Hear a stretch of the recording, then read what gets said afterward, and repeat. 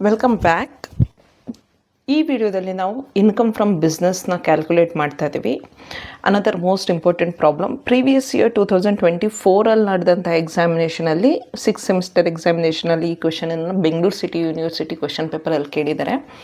Question ಸ್ವಲ್ಪ twisted ಆಗಿದೆ, ಈಸಿಯಾಗಿ ಅರ್ಥ ಆಗುವಂಥದ್ದಲ್ಲ. ಆದರೆ ನೀವು ಪರ್ಫೆಕ್ಟಾಗಿ ಕಲ್ತಿದ್ದೀರ ಇನ್ಕಮ್ ಟ್ಯಾಕ್ಸ್, ಇನ್ಕಮ್ ಫ್ರಮ್ ಬಿಸ್ನೆಸ್ಸನ್ನು ಅಂದರೆ ಈ ಕ್ವೆಶನನ್ನು ಸಾಲ್ವ್ ಮಾಡೋದಕ್ಕೆ ನಿಮಗೆ ಬಂದರೆ it means that you will definitely clear the exam income tax subject ಅಂತ. Okay, so let's learn this question properly. Following is the profit and loss account of mister Vishnu for the year ended 31st March 2023 ಅಂತ ಕೊಟ್ಟಿದ್ದಾರೆ. Though they have given in 2023-24. ನಾವು ಇದನ್ನು 2024-25 ಅಂತಲೇ assume ಮಾಡಿಕೊಂಡೆ solve ಮಾಡೋಣ. ಯಾಕಂದರೆ we are calculating for assessment year 2025-26 assessment ಇಯರ್ಗೆ ನಾವು ಇದನ್ನು ಕ್ಯಾಲ್ಕುಲೇಟ್ ಮಾಡ್ತಾ ಇದ್ದೀವಿ. ಸೊ 2025-26, ಓಕೆ, ಇಲ್ಲಿ 25-26 ಅಂದ್ಕೊಳ್ಳಿ, ಇದು 2024 ಅಂತ ಅಂದ್ಕೊಳ್ಳಿ. 2024-25 ಇಲ್ಲಿ ಇದನ್ನು 2025 ಅಂದ್ಕೊಳ್ಳಿ. ಓಕೆ, ಈಗ ಪ್ರಾಫಿಟ್ ಆ್ಯಂಡ್ ಲಾಸ್ ಅಕೌಂಟ್ ಕೊಟ್ಟಿದ್ದಾರೆ. ನಿಮಗೆ ಗೊತ್ತಿದೆ, ಡೆಬಿಟ್ ಸೈಡಲ್ಲೆಲ್ಲ ಎಕ್ಸ್ಪೆನ್ಸಸ್ಸು, ಕ್ರೆಡಿಟ್ ಸೈಡಲ್ಲೆಲ್ಲ ಇನ್ಕಮ್ಮು. ಎಕ್ಸ್ಪೆನ್ಸಸ್ ಕೊಟ್ಟಿದ್ದಾರೆ salaries, yes, that is allowed. General expenses, that is also allowed. Interest on bank loan is also allowed. ನೆನಪಿರಲಿ, ಇಂಟ್ರೆಸ್ಟ್ ಆನ್ ಬ್ಯಾಂಕ್ ಲೋನ್ ಅಂದರೆ only registered ಬ್ಯಾಂಕ್ಸ್ಗಳೇನಿರುತ್ತೆ ಅದರಿಂದ ನೀವು ಲೋನ್ ತೊಗೊಂಡಿದ್ರೆ ನಿಮ್ಮ ಬಿಸ್ನೆಸ್ಗೋಸ್ಕರ, ಅದಕ್ಕೆ ನೀವು ಕಟ್ಟುವಂಥ ಬಡ್ಡಿ ಎಕ್ಸ್ಪೆನ್ಸಸ್ ಅಂತ ಇನ್ಕಮ್ ಟ್ಯಾಕ್ಸ್ ರೂಲ್ಸ್ ಹೇಳುತ್ತೆ. ಯಾವುದಾದ್ರೂ ಅನ್ರಿಜಿಸ್ಟರ್ಡ್ ಬಿಸ್ನೆಸ್ಗಳಿಂದ ನೀವೇನಾದರೂ ಲೋನ್ಸ್ ತೊಗೊಂಡ್ರೆ, ಅನ್ರಿಜಿಸ್ಟರ್ಡ್ ಬ್ಯಾಂಕ್ಸ್ಗಳಿಂದ, ಅಲ್ಲಿಂದ ನೀವು ತೊಗೊಂಡಂತಹ ಲೋನ್ ಮೇಲೆ ಬಡ್ಡಿ ನಿಮಗೆ ಎಕ್ಸ್ಪೆನ್ಸಸ್ ಅಲ್ಲ. ಇಲ್ಲೇನೋ ಅವ್ರು ಸ್ಪೆಸಿಫಿಕ್ಕಾಗಿ ಹೇಳಲಿಲ್ಲ ರಿಜಿಸ್ಟರ್ಡ್ ಅನ್ರಿಜಿಸ್ಟರ್ಡ್ ಅಂತ, ನಾವು ಅದನ್ನು ರಿಜಿಸ್ಟರ್ಡ್ ಬ್ಯಾಂಕ್ ಅಂತಲೇ ಅಂದ್ಕೊಳ್ಳೋಣ. Like SBI bank, bank of Baroda, ಅಥವಾ ಈ ರೀತಿ reputed reserve bank of India ಅಂಡರಲ್ಲಿ ರೆಕಗ್ನೈಸ್ಡ್ ಆಗಿರುವಂತಹ ಬ್ಯಾಂಕ್ಸ್ ಅಂತ ಅಂದ್ಕೊಳ್ಳೋಣ. So next, audit fees is an expense, business expense. Okay, done. Next ಇಲ್ಲಿ ಬರೋಣ, ಇಂಟ್ರೆಸ್ಟ್ ಆನ್ ಕ್ಯಾಪಿಟಲ್. ನೋಡಿ, interest on capital is not a business expense, this is disallowed.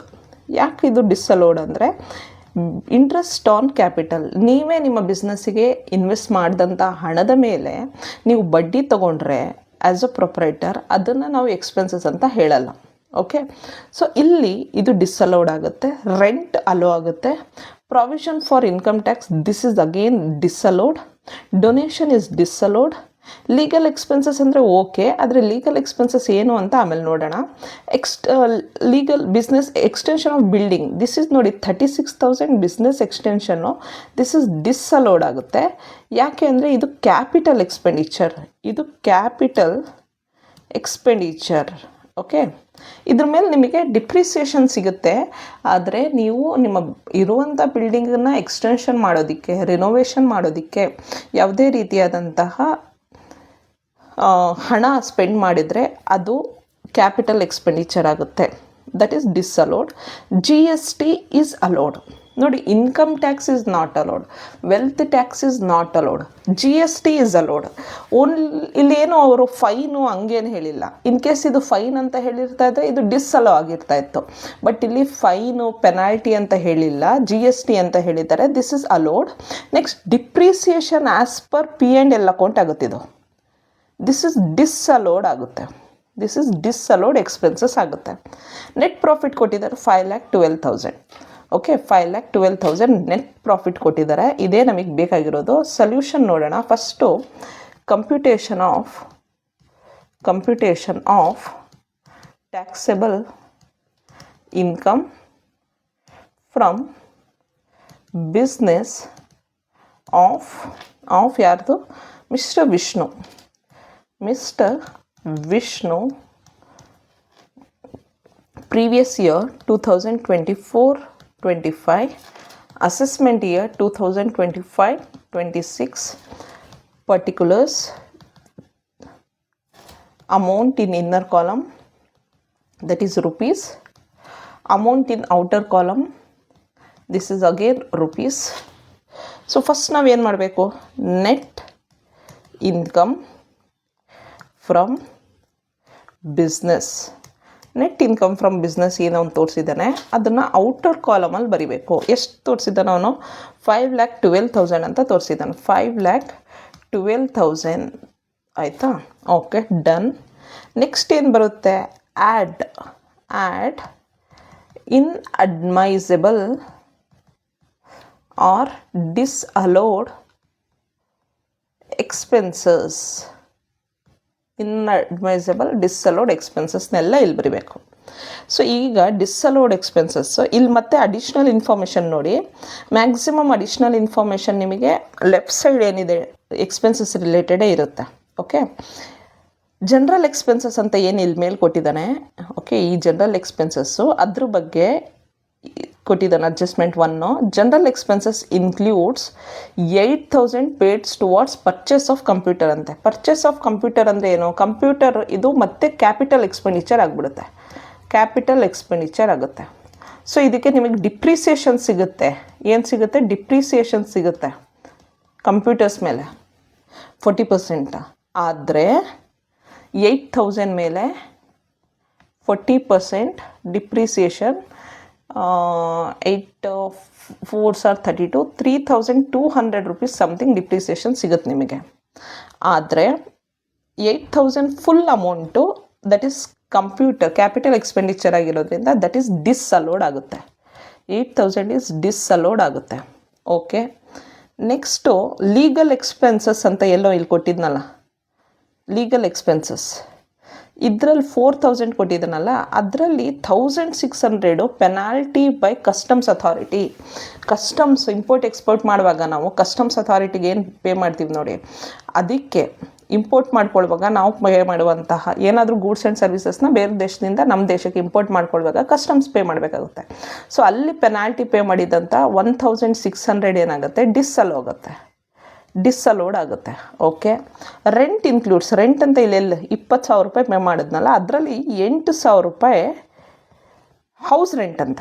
So house rent is not, this is personal expenses ಆಗಿಬಿಡುತ್ತೆ, personal expenses. So this is disallowed ಮತ್ತೆ. So ಈಗ disallowed ಅಂತ ತೊಗೊಂಡ್ರೆ ಈ ಮೂರು ಕೂಡ ಡಿಸ್ಅಲೋ ಆಗುತ್ತೆ. ಫಸ್ಟು ಈಗ ನಾವೇನು ಮಾಡೋಣ, ಇನ್ಅಡ್ಮಿಸಬಲ್ ಡಿಸ್ಅಲೋಡ್ ಎಕ್ಸ್ಪೆನ್ಸಸ್ನ ನೋಡಿದ್ರೆ salaries okay done. General expenses ಬಗ್ಗೆ ಫಸ್ಟು ಜನರಲ್ ಎಕ್ಸ್ಪೆನ್ಸಸ್ ಅಂತ ತೊಗೊಂಡ್ರೆ ಅದರಲ್ಲಿ ಎಷ್ಟು? 8,000 ಡಿಸ್ಅಲೋಡ್ ಅಲ್ವಾ? 8,000 ಡಿಸ್ಅಲೋ ಆಯಿತು. ಯಾಕೆ? Because that's a capital expenditure, because that purchase of computer ಆಗುತ್ತೆ, ಪರ್ಚೇಸ್ ಆಫ್ ಕಂಪ್ಯೂಟರ್ ಆಗುತ್ತೆ. ಓಕೆ, ನೆಕ್ಸ್ಟ್ ಅದಕ್ಕೆ ಡಿಪ್ರಿಸಿಯೇಷನ್ ಕೊಡೋಣ, ಆಮೇಲೆ ಬರೆಯೋಣ. ಅಲೋಡ್ ಅಲ್ವಾ, ಅದು ಅಲೋಡ್ ಆಗಿರೋದ್ರಿಂದ ಅದನ್ನು ಲೆಸ್ ಮಾಡಬೇಕು. Depreciation. Interest on bank loan is allowed, audit fees allowed. Interest on capital, ಇಲ್ಲಿ ಇಂಟ್ರೆಸ್ಟ್ ಆನ್ ಕ್ಯಾಪಿಟಲ್ ಡಿಸ್ಅಲೋಡ್ ಆಗಿರೋದ್ರಿಂದ 12,000. ಇಂಟ್ರೆಸ್ಟ್ ಆನ್ ಕ್ಯಾಪಿಟಲ್ ಎಷ್ಟು? 12,000 ಡಿಸ್ಅಲೋಡ್. ನೆಕ್ಸ್ಟು ರೆಂಟ್ ಬಗ್ಗೆ ಏನು ಹೇಳ್ದೆ? 8,000 for personal house rent. So rent paid personal house rent expense ಆಗುತ್ತದು. ಎಷ್ಟು? 8,000 ಅದನ್ನು disallow ಮಾಡಬೇಕು. Next provision for income tax is disallowed. Provision for income tax is disallowed. Yes to 16,000. Next 5 donations disallowed. Donations disallowed 8,000. Legal expenses ಬಗ್ಗೆ ಹೇಳಿದ್ದಾನೆ. Legal expenses allowed, but legal ಎಕ್ಸ್ಪೆನ್ಸಸಲ್ಲಿ 1,600 penalty. Okay, penalty by customs authority under legal expenses ಅಂತ ಬರೀತೀನಿ. ಎಷ್ಟು? 1,600 ಅಲ್ವಾ? 1,600. Next 7th one legal expenses ಆಯಿತು. Extension of building extension 36,000 whole 36,000 is disallowed. ಅದ್ರ ಮೇಲೆ ಡಿಪ್ರಿಸಿಯೇಷನ್ ಆಮೇಲೆ ಕ್ಯಾಲ್ಕುಲೇಟ್ ಮಾಡೋಣ. ಬಿಲ್ಡಿಂಗ್ ಮೇಲೆ ಅದ್ರದ್ದು ಅಲೋ ಆಗುತ್ತೆ, ಡಿಪ್ರಿಸಿಯೇಷನ್ ಅಲೋ ಆಗುತ್ತೆ. Next is 8th one G S T ಬಗ್ಗೆ ಏನು ಹೇಳಿಲ್ಲ, so that is allowed. Depreciation disallowed ಇದೆ ನೋಡಿ. Depreciation as per P and L account or as per books ಅಂತ ಹೇಳಿದ್ರೆ that is 20,000. I think 20,000 is disallowed. Check ಮಾಡ್ತೀನಿ ಎಷ್ಟು, 20,000. Okay, next ಅಷ್ಟೇ, ಇಷ್ಟು ಡಿಸ್ಅಲೋಡ್ ಆಯಿತು. ಜನರಲ್ ಎಕ್ಸ್ಪೆನ್ಸಸ್ಸು ಮಾಡಿದ್ದೀವಿ, ಲೀಗಲ್ ಎಕ್ಸ್ಪೆನ್ಸಸ್ಸು ಮಾಡಿದ್ದೀವಿ, ರೆಂಟ್ ಬಗ್ಗೆನೂ ಮಾಡಿದ್ದೀವಿ. ಇಷ್ಟೆಲ್ಲ ಡಿಸ್ಅಲೋಡು ಎಕ್ಸ್ಪೆನ್ಸಸ್ ಆಯಿತು. ಈಗ ಇದನ್ನೆಲ್ಲ ಆ್ಯಡ್ ಮಾಡಿದ್ರೆ 8,000, 12,000, 8,000, 16,000, 8,000 plus 12,000 plus 8,000 plus 16,000 plus 8,000 plus 1,600 plus 36,000 plus 20,000 equals 1,09,600. ಇದ್ರದ್ದು ಟೋಟಲ್. ಈಗ ಇದೆರಡನ್ನು ಆ್ಯಡ್ ಮಾಡಿದ್ರೆ ಎಷ್ಟು ಬರುತ್ತೆ? 0, 0, 6, 2 plus 9, 11, 2, 6, 6. ಚೆಕ್ ಮಾಡ್ತೀನಿ ಒಂದ್ಸಲಿ. 5, 12,000 equals 6,21,600 ಈಸ್ ಅಡ್ಜಸ್ಟೆಡ್ ಪ್ರಾಫಿಟ್. ಇದು ಅಡ್ಜಸ್ಟೆಡ್ ಪ್ರಾಫಿಟ್. ಓಕೆ, ಈಗ ನಾವೇನು ಮಾಡಬೇಕು? ಲೆಸ್ ಮಾಡಬೇಕು. ಏನನ್ನು?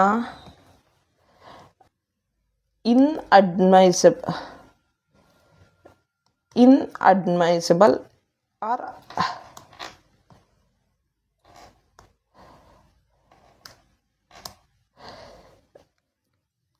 ಡಿಸ್ಅಲೌಡ್. ಇದು ಅಲೌಡ್ ಎಕ್ಸ್ಪೆನ್ಸಸ್ನ ಕೂಡ ನಾವು ಇದು ಮಾಡಬೇಕಾಗತ್ತೆ. ಆದರೆ ಈಗ ಡಿಸ್ಅಲೌಡ್ ಆರ್ ಇನ್ಅಡ್ಮೈಸಬಲ್ ಇನ್ಕಮ್ಸ್ ಏನಿದೆ, ಇನ್ಕಮ್ಸು ಯಾವ ಕಡೆ ಬರುತ್ತೆ? ಕ್ರೆಡಿಟ್ ಸೈಡ್ ತಾನೇ. ಇದೆಲ್ಲ ಏನು ಬಂದಿದೆ? Debit side, correct, of P and L account. Credit side ಇರೋದು. ಅದರಲ್ಲಿ ನಾವು ನೋಡಿದ್ರೆ ಈ ಕಡೆ ಗ್ರಾಸ್ ಪ್ರಾಫಿಟನ್ನ ನಾವು ಇಗ್ನೋರ್ ಮಾಡಬೇಕು. Ignore this. Interest on security ಅನ್ನುವಂಥದ್ದು ಏನಿದೆ ನೋಡಿ ಇಲ್ಲಿ, ಇದು second one. By interest on security 11,000.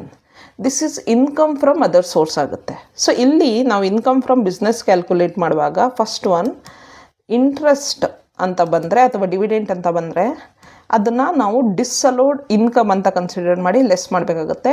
Interest on securities ಎಷ್ಟು? 11,000. ಇದನ್ನು ಮೈನಸ್ ಮಾಡಬೇಕು, ಅದಕ್ಕೆ ಬ್ರ್ಯಾಕೆಟಲ್ಲಿ ಹಾಕ್ತೀನಿ. ಇಸ್ ಡಿಸ್ಅಲೋಡ್ ಇನ್ಕಮ್ ಇದು. ಓಕೆ, ನೆಕ್ಸ್ಟು ಡಿಸ್ಕೌಂಟಿಂದ ಬಂದಿದ್ದರೆ ಅದು ಇನ್ಕಮ್ ಅಂತ ಕನ್ಸಿಡರ್ ಮಾಡಬೇಕಾಗುತ್ತೆ. So that is not A problem. Next by bad debts recovered ಅಂತ ಇದೆ. ಇಲ್ಲಿ ಮೋಸ್ಟ್ ಇಂಪಾರ್ಟೆಂಟಾಗಿ ನೀವು ಅಬ್ಸರ್ವ್ ಮಾಡಬೇಕು. ಬ್ರ್ಯಾಕೆಟಲ್ಲಿ ಏನು ಕೊಟ್ಟಿದ್ದಾರೆ ಅಂದರೆ ಬ್ಯಾಡ್ ಡೆಟ್ಸ್ ರಿಕವರ್ಡ್ ಅಂತ ಮಾತ್ರ ಕೊಟ್ಟಿರ್ತಾ ಇದ್ರೆ ಓಕೆ ಗುಡ್, ಅದನ್ನು ಇನ್ಕಮ್ ಅಂತಲೇ ಕನ್ಸಿಡರ್ ಮಾಡ್ಬೋದಾಗಿತ್ತು. ಆದರೆ ಬ್ರ್ಯಾಕೆಟಲ್ಲಿ ಏನು ಹೇಳಿದ್ದಾರೆ ಅಂದರೆ ಅರ್ಲಿಯರು ಡಿಸ್ಅಲೋಡ್ ಅಂತೆ 1,000 ರೂಪಾಯಿ. ಅಂದರೆ ಅರ್ಥ ಇಲ್ಲನೇ ಎಕ್ಸ್ಪ್ಲೇನ್ ಮಾಡ್ತೀನಿ ನೋಡಿ. ಬ್ಯಾಡ್ ಡೇಟ್ಸು ಹೋದ ವರ್ಷ ಅಂದ್ಕೊಳ್ಳೋಣ, 2024-25 2023 ಅಂದ್ಕೊಳ್ಳೋಣ. ಯಾರೋ ನಮಗೆ 1,000 ರೂಪಾಯಿ ಕೊಡಬೇಕಾಗಿತ್ತು. ಓಕೆ, ಡೆಟ್ಟಾರ್. ಆದರೆ ಅವನು ಕೊಡಲಿಲ್ಲ. ಅವಾಗೇನಾಗಿದೆ ಅಂದರೆ ಕೊಟ್ಟಿಲ್ಲ ಅಂದಾಗ ಅದಕ್ಕೆ ನಾವು ಟ್ಯಾಕ್ಸು ಕಟ್ಟುವ ಹಾಗಿಲ್ಲ ತಾನೇ. ಆದರೆ ಏನಾಗಿದೆ ಅಂದರೆ ಟ್ಯಾಕ್ಸ್ ಡಿಪಾರ್ಟ್ಮೆಂಟ್ ಅವರು ಇಲ್ಲ ಅದನ್ನು ಡಿಸ್ಅಲೋಡ್ ಮಾಡಿದ್ದಾರೆ. ಅಂದರೆ ಟ್ಯಾಕ್ಸು ಪೇ ಆಗಿದೆ, ಅದಕ್ಕೆ 1,000 ರೂಪೀಸ್ ಬಂದಿಲ್ಲ ಅಂದರು, ನಮಗೆ ಇನ್ಕಮ್ ಆಗಿ ಬಂದಿಲ್ಲ ಅಂದರು, ಅದಕ್ಕೆ ನಾವು ಟ್ಯಾಕ್ಸ್ ಪೇ ಆಲ್ರೆಡಿ ಮಾಡಿದ್ವಿ. ಡಿಸ್ಅಲೋ ಆಗಿದ್ದರೂ ನಾವು ಅದಕ್ಕೆ ಟ್ಯಾಕ್ಸ್ ಪೇ ಮಾಡಿದ್ವಿ. ಈಗ 2024 ಆ 1000 ರೂಪೀಸ್ ಯಾರೋ ಕೊಡಬೇಕಾಗಿದ್ದು ಕೊಟ್ಟರು, ರಿಸೀವ್ಡ್. ಈಗ ಓಕೆ, ರಿಸೀವ್ಡ್ ಆರ್ ರಿಕವರ್ಡ್ ಕೊಟ್ಟ ನಂತರ ಏನಾಗುತ್ತೆ, ಈಗ 1000 ಬಂದಿತ್ತಲ್ಲ, ಅದಕ್ಕೆ ಆಲ್ರೆಡಿ ಹೋದ ವರ್ಷನೇ ಟ್ಯಾಕ್ಸ್ ಪೇ ಆಗಿದೆ ಅಲ್ವಾ, ಕರೆಕ್ಟ್. ಡಿಸ್ಅಲೋಡ್ ಲಾಸ್ಟ್ ಟೈಮ್ ಅಂದರೆ, ಡಿಸ್ಅಲೋಡ್ ಪ್ರೀವಿಯಸ್ಲಿ ಅಂದರೆ ಆಲ್ರೆಡಿ ಟ್ಯಾಕ್ಸ್ ಪೇಡ್ ಅಂತ. ಅಲೋಡ್ ಪ್ರೀವಿಯಸ್ಲಿ ಅಂದರೆ ಟ್ಯಾಕ್ಸ್ ನಾಟ್ ಎಟ್ ಪೇಡ್ ಅಂತ ನೆನ್ಪಿಟ್ಕೊಳ್ಳಿ, ಟ್ಯಾಕ್ಸ್ ನಾಟ್ ಎಟ್ ಪೇಡ್ ಅಂತ. ಸೊ ಈಗ ಲಾಸ್ಟ್ ಟೈಮ್ ಡಿಸ್ಅಲೋ ಆಗಿದ್ದರೆ ದಿಸ್ ಇಯರ್ ಅಂದರೆ 2024-25 ಪ್ರೀವಿಯಸ್ ಇಯರ್ ಅಂತ ಕ್ಯಾಲ್ಕುಲೇಟ್ ಮಾಡ್ತಾ ಇದ್ದೀವಲ್ಲ, ಅದಕ್ಕೆ ನಾವೇನು ಮಾಡಬೇಕೀಗ, ಲಾಸ್ಟ್ ಟೈಮ್ ಡಿಸ್ಅಲೋ ಆಗಿದ್ದರೆ ಈ ಸಲ ಅಲೋ ಮಾಡಿ ಅದನ್ನು ಲೆಸ್ ಮಾಡಬೇಕು. ಲಾಸ್ಟ್ ಟೈಮ್ ಅಲೋ ಆಗಿದ್ದರೆ ಈ ಸಲ ಡಿಸ್ಅಲೋ ಮಾಡಿ ಅದನ್ನು ಆ್ಯಡ್ ಮಾಡಬೇಕಾಗುತ್ತೆ. ಇದು ಇಂಪಾರ್ಟೆಂಟು ಬ್ಯಾಡ್ ಡೆಟ್ಸ್ ಬಗ್ಗೆ. ಲಾಸ್ಟ್ ಟೈಮ್ ಬೆಂಗಳೂರು ಸಿಟಿ ಯೂನಿವರ್ಸಿಟಿನಲ್ಲಿ ಪ್ರೀವಿಯಸ್ ಇಯರ್ ಕ್ವಶನ್ ಪೇಪರಲ್ಲಿ 2 ಮಾರ್ಕ್ಸಿಗೆ ಬ್ಯಾಡ್ ಡೆಟ್ಸ್ ರಿಕವರ್ಡ್ನ ಹೌ ಡು ಯು ಟ್ರೀಟ್ ಅಂತ ಕ್ವಶನ್ ಕೇಳಿದ್ದ. 2 ಮಾರ್ಕ್ಸಿಗೆ ಕ್ವಶನ್ ಪೇಪರ್ಸ್ನಲ್ಲಿ ನೀವು ಚೆಕ್ ಮಾಡಿ. ಅಲ್ಲಿ ನೀವು ಈ ರೀತಿ ಆನ್ಸರ್ ಮಾಡಬೇಕಾಗುತ್ತೆ. ಏನಂತ, if bad debts disallowed previously it means it is already paid, tax is already paid. So this year we will allow it and deduct it from net profit.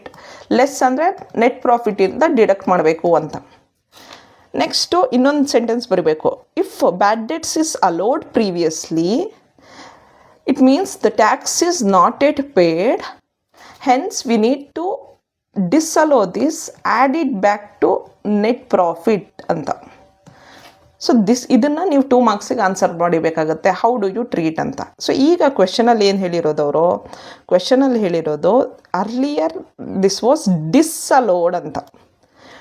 Earlier it was disallowed ಅಂದರೆ ಈ ಸಲ ನಾವು ಇದನ್ನು hello ಮಾಡಬೇಕು. So hello ಮಾಡಬೇಕು ಅಂದರೆ ನಾವೇನು ಮಾಡಬೇಕು ಅಂದರೆ ಬ್ಯಾಡ್ ಡೆಟ್ಸ್ ರಿಕವರ್ಡ್, ಇಲ್ಲಿ ಡಿಸ್ಅಲೋಡ್ ಇನ್ಎಕ್ಸ್ಪೆನ್ಸಿಬಲ್ ಇನ್ಕಮ್ಸ್ ಅಥವಾ ಆರ್ ಅಲೋಡ್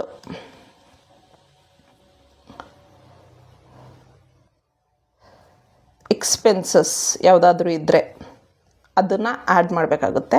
ಇಲ್ಲಿ ಬರ್ಕೊಳ್ಳಿ, ಲೆಸ್ ಮಾಡಬೇಕಾಗಿರೋದು disallowed incomes, allowed expenses. Okay, ಇದು ಬ್ಯಾಡ್ ಡೆಟ್ಸ್ ಏನಿದೆ, bad debts is an expense, ಇದು recovered, this is allowed expense ಆಗುತ್ತೆ.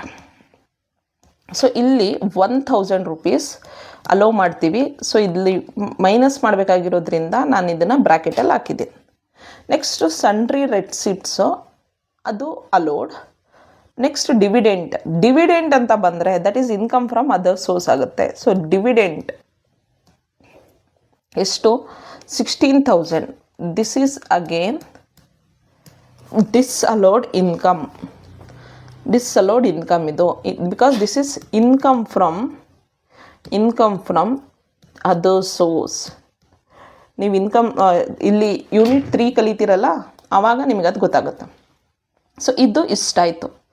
ಇಷ್ಟಾದಮೇಲೆ ನಾವು ಇನ್ನೂ ಫ್ಯೂ ಥಿಂಗ್ಸ್ ಬಿಟ್ಟಿದ್ದೀವಿ. ಮೊದಲನೇದು depreciation as per books of accounts ಬರುದ್ವಿ. Depreciation as per IT rules ಎಷ್ಟು ಬರೋದ್ವಾ? ಡಿಪ್ರಿಸಿಯೇಷನ್ ಆ್ಯಸ್ ಪರ್ IT ರೂಲ್ಸನ್ನು ಅವರು ಎಲ್ಲೂ ಕೂಡ ಮೆನ್ಷನ್ ಮಾಡಿಲ್ಲ. ಆದರೂ ನಾವು ಕ್ಯಾಲ್ಕುಲೇಟ್ ಮಾಡಬೇಕಾಗುತ್ತೆ. ಇನ್ಕಮ್ ಟ್ಯಾಕ್ಸ್ ರೂಲ್ಸ್ ಹೇಳುತ್ತೆ, ನೋಡು, ನೀನು ಯಾವುದೇ ರೀತಿ ಲಾಂಗ್ ಟರ್ಮ್ ಅಸೆಟ್ಟನ್ನು ಖರೀದಿ ಮಾಡಿದ್ರೆ ನಾನು ನಿನಗೆ ಅದಕ್ಕೆ ಕ್ಯಾಪಿಟಲ್ ಎಕ್ಸ್ಪೆಂಡಿಚರ್ ಆಗಿರೋದ್ರಿಂದ ಅದನ್ನು ನಾನು ನಿನಗೆ ಫುಲ್ಲು ಅಮೌಂಟನ್ನು ಎಕ್ಸ್ಪೆನ್ಸಸ್ ಅಂತ ಕನ್ಸಿಡರ್ ಮಾಡೋದಕ್ಕೆ ಬಿಡಲ್ಲ. ಆದರೆ ನೀನು ಅದೇ ಕ್ಯಾಪಿಟಲ್ ಎಕ್ಸ್ಪೆಂಡಿಚರ್ ಮೇಲೆ ಏನಾದರೂ ಡಿಪ್ರಿಸಿಯೇಷನ್ ತಗೊಂಡ್ರೆ ನಾನು ನಿನಗೆ ಇನ್ಕಮ್ ಟ್ಯಾಕ್ಸ್ ರೂಲ್ಸ್ ಪ್ರಕಾರ ಡಿಪ್ರಿಸಿಯೇಷನ್ನ ಅಲೋ ಮಾಡ್ತೀನಿ ಅಂತ ಇನ್ಕಮ್ ಟ್ಯಾಕ್ಸ್ ಅಥಾರಿಟಿ ಹೇಳುತ್ತೆ. ಸೊ ಈಗ ಡಿಪ್ರಿಸಿಯೇಷನ್ನು ನಾವಿಲ್ಲಿ ಅಬ್ಸರ್ವ್ ಮಾಡಿದ್ರೆ ಕೆಲವೊಂದು assets like building, extension of building ಇದೆ ಅಲ್ವಾ, ಅದಕ್ಕೆ ಡಿಪ್ರಿಸಿಯೇಷನ್ ಅಲೋ ಮಾಡೋಣ. ಬಿಲ್ಡಿಂಗ್ ಎಕ್ಸ್ಟೆನ್ಷನಿಗೆ 36,000 ಕ್ಯಾಪಿಟಲ್ ಎಕ್ಸ್ಪೆಂಡಿಚರ್ ಮಾಡಿದ್ದಾನೆ. ಓಕೆ, ಅದ್ರ ಮೇಲೆ ಎಷ್ಟು ಟ್ಯಾಕ್ಸ್ ಬೀಳುತ್ತೆ ಇನ್ಕಮ್ ಟ್ಯಾಕ್ಸ್ ರೂಲ್ಸ್ ಪ್ರಕಾರ ಎಕ್ಸ್ಪೆನ್ಸಸ್ಸು ನೋಡಿ. ಬಿಲ್ಡಿಂಗ್ಸ್ ಅಂತ ಬಂದಾಗ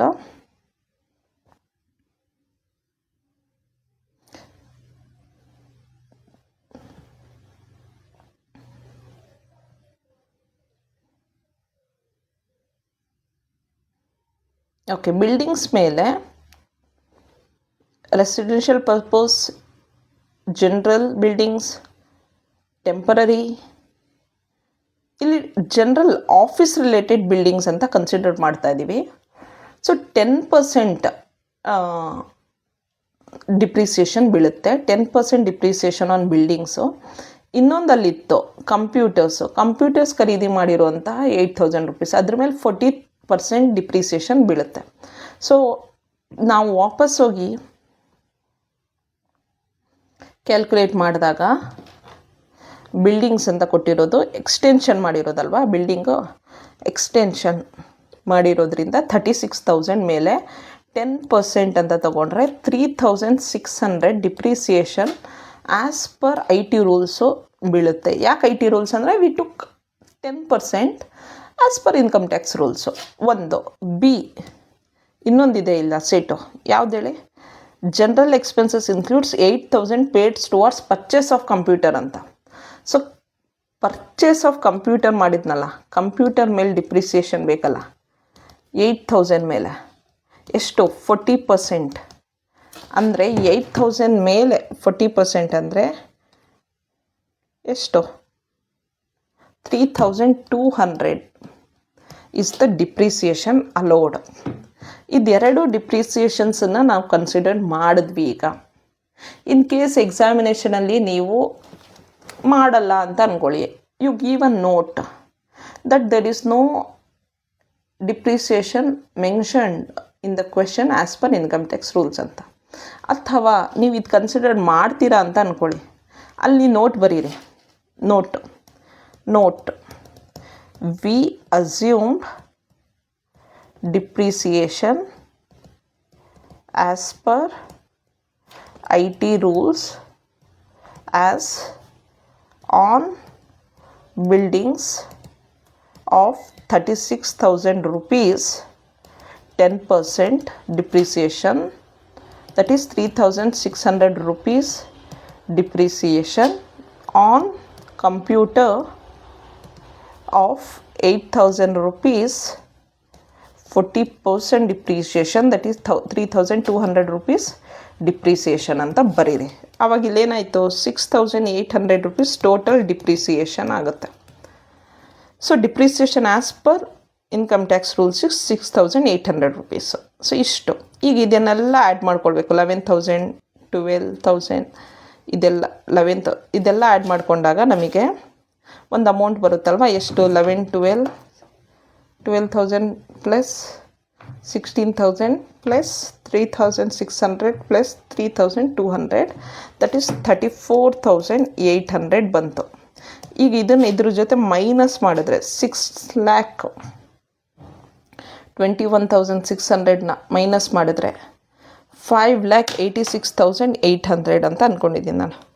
5,86,800. ಲೆಟ್ ಮಿ ಚೆಕ್, ಏನೋ ಬಿಟ್ಟಿದ್ದೀನಿ ನಾನು. Interest on securities, depreciation, dividend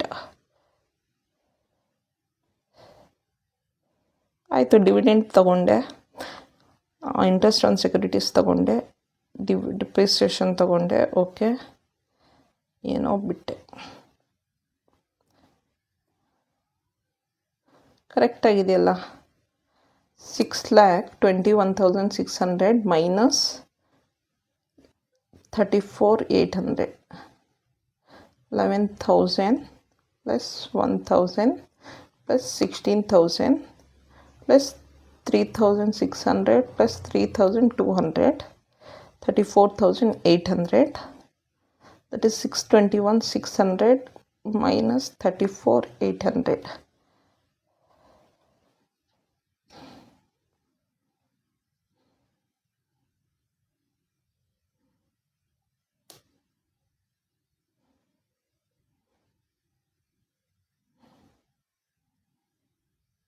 okay, so ಕರೆಕ್ಟಾಗಿ ಮಾಡಿದ್ದೀನಿ ನಾನಿಲ್ಲಿ 5,86,800 ಏನಿದೆ, this is the right answer for this question.